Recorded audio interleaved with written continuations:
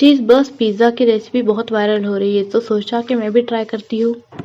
इसके लिए मैंने सब्जियों को 1 मिनट के लिए नमक डालकर पका लिया था। फिर मैंने पिज़्ज़ा बेच लिया था, उसे बीच से कट कर लिया था, उसके एक साइड पर बहुत सारा चीज़ डाल दिया था।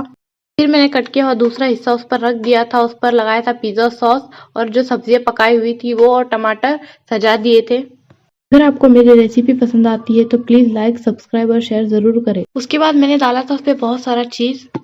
फिर मैंने उसे 200 डिग्री पर 10 मिनट के लिए बेक कर लिया था। लास्ट में मैंने उस पे ऑरिगेनो और चिली फ्लेक्स डालकर उसे कट करके सर्व कर लिया था। ये बहुत बढ़िया बना था, आप इसे एक बार ज़रूर ट्राई करें। आपको कौन सा पिज़्ज़ा ज़्यादा पसंद है कमेंट करके बताइए।